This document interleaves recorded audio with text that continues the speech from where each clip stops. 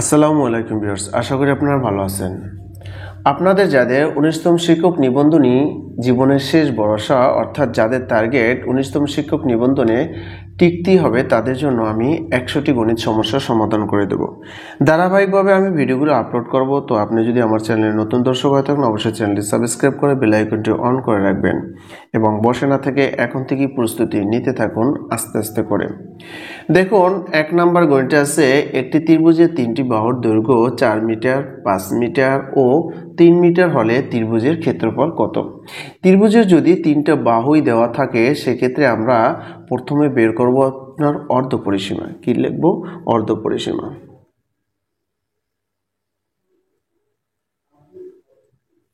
আচ্ছা, তাহলে আমরা প্রথমে ত্রিভুজটির অর্ধ পরিসীমা সমান আমরা এস ইকুয়াল টু লিখতে পারি a plus B plus C divided 2।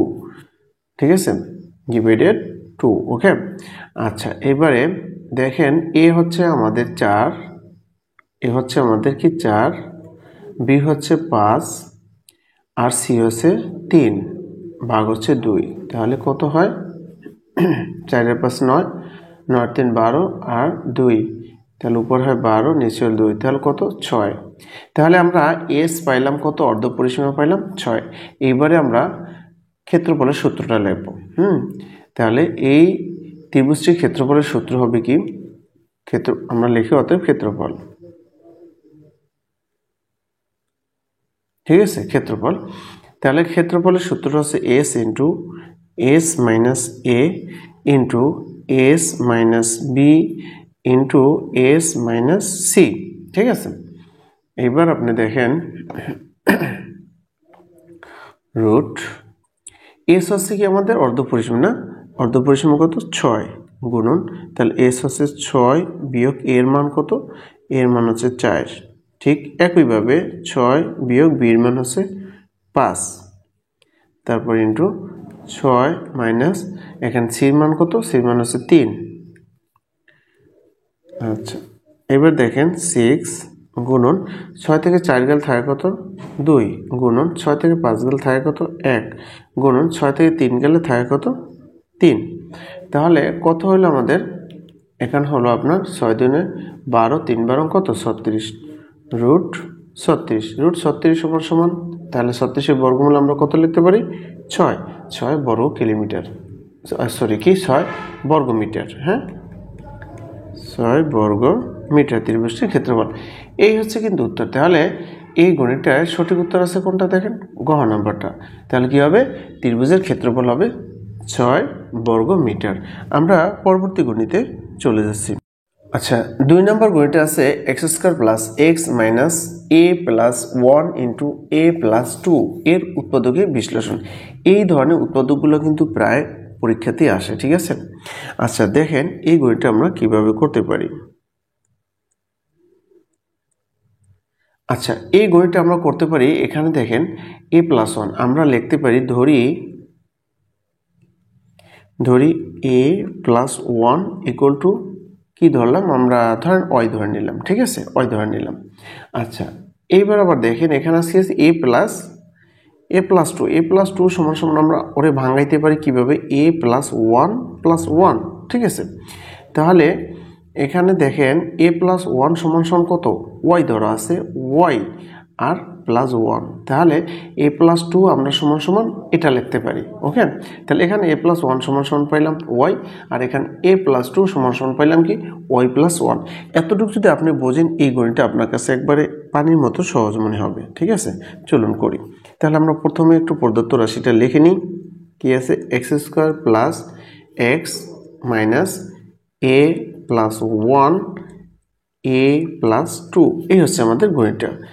লিখলাম X square plus X minus, দেখেন এ প্লাস 1 সমান সমান আমাদের কি? এ প্লাস 1 সমান সমান আছে ওয়াই, আর এ প্লাস 2 সমান সমান কি আছে?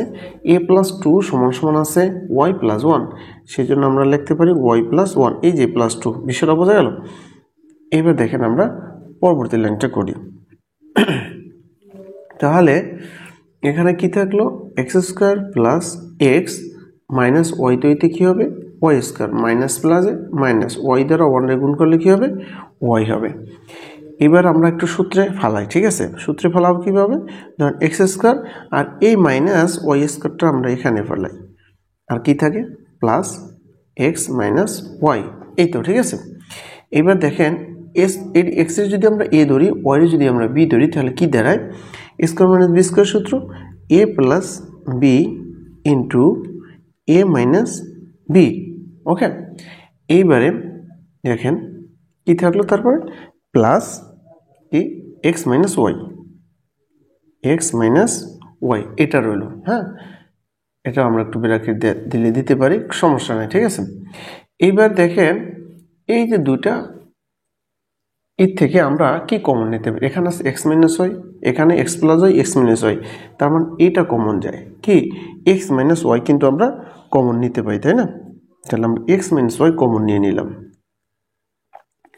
এক্স মাইনাস ওয়াই কমন নেওয়ার পরে এখানে কি থাকে দেখেন, তাহলে এখানে রইল কি এক্স প্লাস ওয়াই, আর এখানে আছে কত? প্লাস, এই যে প্লাস, এখানে এক্স মাইনাস ওয়াই কমন গেছে, তার মানে থাকে কি ওয়ান থাকে, ঠিক আছে? কি থাকে? ওয়ান থাকে। এইবার আমরা ওয়াই এর মান বসাই যাব, কি করব? ওয়াই এর মান বসাবো। তাহলে এক্স মাইনাস ওয়াই সমান সমান কি ধরা হয়েছিল? ওয়াই সমান সমান এ প্লাস ওয়ান, তাহলে এ প্লাস মাইনাস এ মাইনাস ওয়ান। হ্যাঁ, এইবারে আবার কি আছে? এক্স প্লাস এক্স প্লাস ওয়াইয়ের মান কি আছে? ওয়াইয়ের মান কত? এ প্লাস ওয়ান, তাহলে আমরা লিখলাম এ প্লাস প্লাস প্লাস ওয়ান, আর আছে প্লাস ওয়ান। ওকে, এবারে তাহলে একটু সাজাই লিখি, এক্স মাইনাস এ মাইনাস ওয়ান, আর কি থাকে? এক্স প্লাস এ প্লাস টু। এটা কোনটায় আছে দেখেন? হ্যাঁ, এটা কোনটায় আছে দেখেন, এটা হচ্ছে কিন্তু আমাদের অ্যান্সার। এখন অ্যান্সারটা আমাদের খুঁজে বের করতে হবে, কি অ্যান্সারটা আমাদের খুঁজে বের করতে হবে। তাহলে কোন রাশিটার ভিতরে আছে এক্স মাইনাস এ? আমরা একটু খুঁজি। এক্স মাইনাস এ এটা নাই, এটা আছে এক্স মাইনাস এ, এটা নাই এক্স মাইনাস এ মাইনাস ওয়ান, এক্স প্লাস এ প্লাস টু, তার মানে গহ নাম্বারটা আছে, এটাই আমাদের সঠিক উত্তর। ওকে, আমরা তাহলে পরবর্তী গণিতে চলে যাচ্ছি। 3 নম্বর গণিতটা দেখুন, একটি চৌবাচ্চার দৈর্ঘ্য 5 মিটার, প্রস্থ 4 মিটার এবং উচ্চতা 3 মিটার, চৌবাচ্চাটিতে কত লিটার পানি ধরে?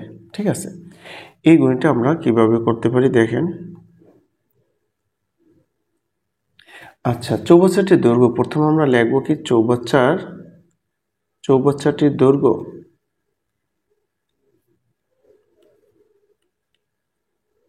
আচ্ছা, চৌবাচ্চাটির দৈর্ঘ্য কত? 5 মিটার। 5 মিটার, 5 মিটার সমান সমান আমরা লিখতে পারি কত? 500 সেন্টিমিটার, তাই না?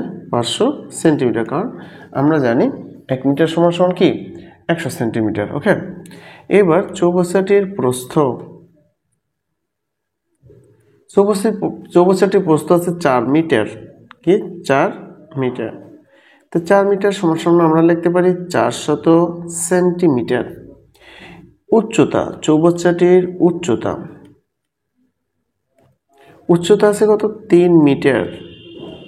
3 মিটার সমান সমান আমরা লিখতে পারি 300 সেন্টিমিটার। ওকে, এতটুকু আমরা লিখলাম। এবার আমরা লিখি চৌবাচ্চাটির আয়তন। অতএব চৌবাচ্চাটির আয়তন,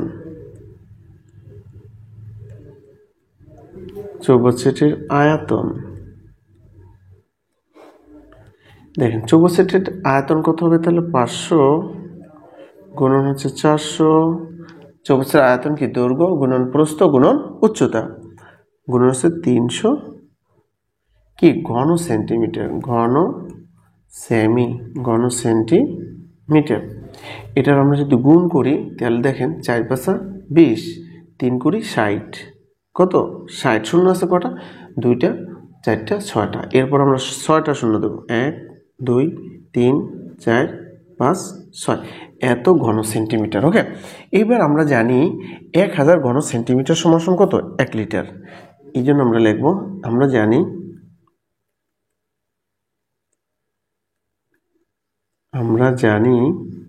1000 ঘন সেন্টিমিটার, 1000 ঘন সেন্টিমিটার সমান সমান, আচ্ছা 1000 ঘন সেন্টিমিটার সমান সমান আছে 1 লিটার।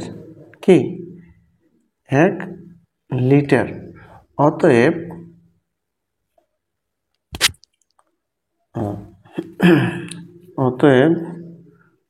একটু স্পেস নিতে হবে। ওকে, আচ্ছা, অতএব 1 ঘন সেন্টিমিটার সমান সমান কি হবে তাহলে? 1/1000 লিটার। অতএব আমাদের আছে কত? 60,000 ঘন সেন্টিমিটার। সেই জন্য সরি, একক, দশক, শতক, সহস্র, অযুত, লক্ষ, তার মানে 60 লক্ষ ঘন সেন্টিমিটার। তাহলে 60 লক্ষ ঘন সেন্টিমিটার, শূন্য কটা, এরপরে 6টা, 2 4 6, এত ঘন সেন্টিমিটার সমান সমান কত হবে সেটা আমরা একটু দেখব। তাহলে 1 গুণন এই 60 লক্ষ যাবে উপরে, 2, ঠিক আছে, ভাগ আছে 1000। দেখেন, আচ্ছা, তাহলে আমাদের এই 3 শূন্য, এই 3 শূন্য, এই 3 শূন্য আমরা কেটে দিলাম। তাহলে উপরে হলো কত? 60,000। কত? উপরে কিন্তু 60,000 হলো। ওকে, তাহলে এটা সমান সমান আমরা লিখতে পারি কত? 60,000 লিটার।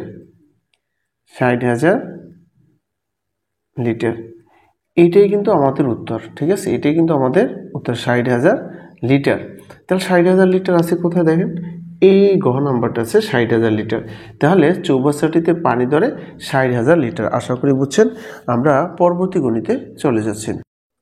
4 নম্বর গণিতে আছে কি, দুটি সংখ্যার লসাগু ও গসাগু যথাক্রমে এত 288 এবং 12, অর্থাৎ লসাগু হচ্ছে 288, গসাগু হচ্ছে 12। একটি সংখ্যা 36 হলে অপর সংখ্যাটি কত? এখানে আমরা ধরে নেব, ধরি অপর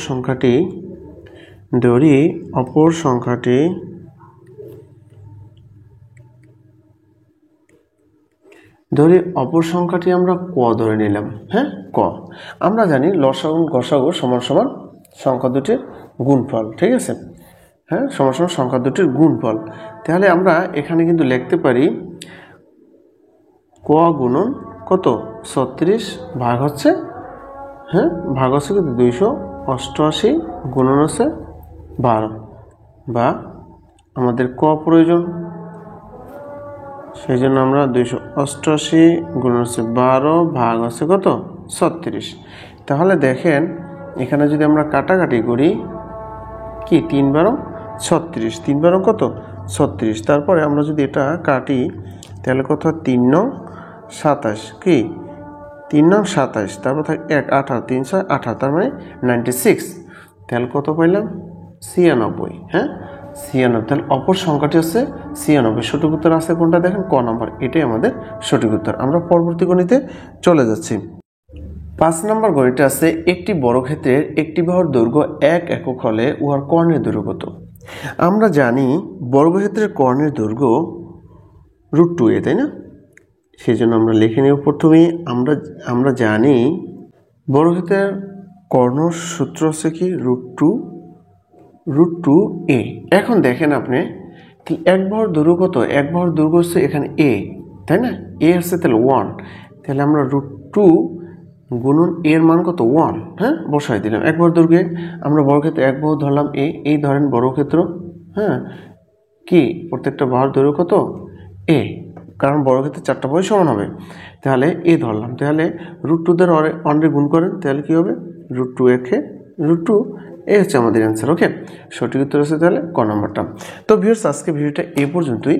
তো আপনার কাছে যদি ভিডিওটি ভালো লাগে অবশ্যই একটা লাইক দিয়ে উৎসাহ করবেন, লাইক শেয়ার করে উৎসাহিত করবেন। আর এভাবে যদি আমি নিয়মিত ভিডিও দিতে থাকবো 19তম নিবন্ধনের জন্য। আর যে গণিতগুলো আমি ধরেছি এই গণিতগুলোই নিবন্ধন পরীক্ষায় স্কুল এবং কলেজে ঘুরে ফিরে এই গণিতগুলোই আসে। ওই ধরনের গণিত আমি 100টা গণিত করাবো। আপনি যদি এই 100টা গণিত যদি দেখেন, আমি স্ট্রংলি বিশ্বাস করি আপনি গণিতে ফেল করবেন না। আর আপনি যদি গণিতে পাস করেন তাহলে আপনার নিবন্ধনের আপনার MCQতে পাস আল্লাহ ছাড়া, সৃষ্টিকর্তা ছাড়া কেউ ঠেকাইতে পারবে না। এতটুকু আপনি গ্যারান্টি আমার কাছ থেকে নিতে পারেন, যদি আপনি এই 100টি গণিত ধারাবাহিকভাবে দেখতে থাকেন। তো আপনার যদি সময় না থাকে অবশ্যই শেয়ার করে রাখবেন, পরবর্তীতে আপনি সময় অনুযায়ী দেখে নেবেন। 100টা গণিতই যা দেবো সবই শেয়ার করে রাখবেন, ঠিক আছে? তো বেল আইকনটা অবশ্যই অন করে রাখবেন। আমি পরবর্তী পার্ট 2 অর্থাৎ 6 থেকে 10 পর্যন্ত আমি আবার অন্য একদিন আপলোড করে দেবো আমার চ্যানেল। তো ভালো থাকবেন ভিউয়ার্স, আসসালামু আলাইকুম।